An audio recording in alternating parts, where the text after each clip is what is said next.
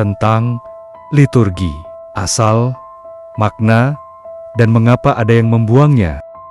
Apa itu liturgi? Liturgi artinya tata cara, urutan, susunan ibadah yang tetap, yang disepakati dan diwariskan dari zaman dahulu. Bukan sekadar aturan buatan manusia, tapi bentuk ibadah yang sudah ditetapkan, pola dan isinya, agar kita beribadah dengan tertib, hormat, dan sesuai jalan yang benar. Kalau ibadah harian adalah doa pribadi atau perorangan, maka liturgi adalah ibadah berjemaat. Ibadah seluruh umat, perayaan kesatuan dengan Tuhan dan sesama. Liturgi ini bukan sekadar urutan acara, tapi wujud kasih dan ketaatan. Karena kasih kepada Allah berarti taat pada cara Dia mau disembah, sesuai contoh yang ditinggalkan para nabi dan para rasul. Siapa yang pertama kali mengadakan liturgi? Jawabannya sangat jelas dan penting.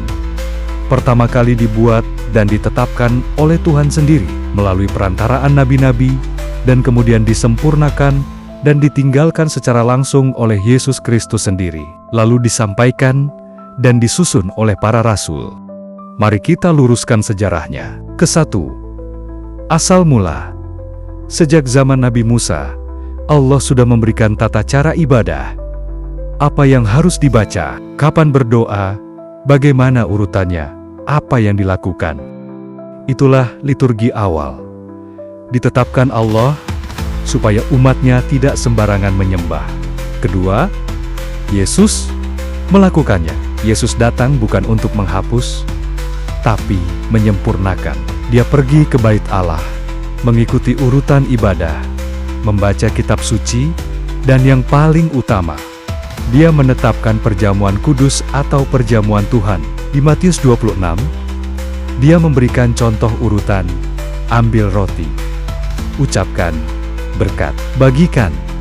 Ambil anggur, ucapkan syukur, minum. Itulah inti dan dasar utama seluruh liturgi Kristen.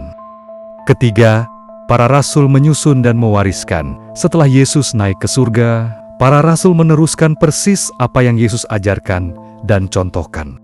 Di kitab Kisah Para Rasul 2 ayat 42 tertulis jelas, mereka bertekun dalam ajaran rasul-rasul dan dalam persekutuan, dalam memecah-mecahkan roti, dan dalam berdoa. Itulah bentuk liturgi pertama. Urutan tetap, sama semua, diwariskan dari para rasul.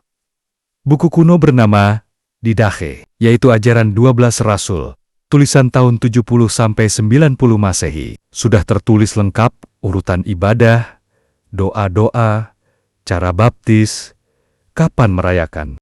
Sudah ada sejak zaman para rasul masih hidup. Liturgi bukan ciptaan gereja zaman dulu, bukan ciptaan paus, bukan buatan manusia.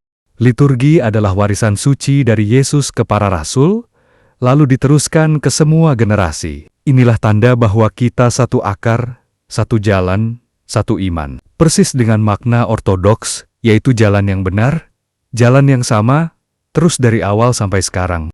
Ini sama persis dengan pendapat Laila Takla, bahwa tata cara dan tradisi itu adalah jejak asli. Cara ibadah Yesus dan murid-muridnya yang tidak boleh diubah atau dibuang sembarangan.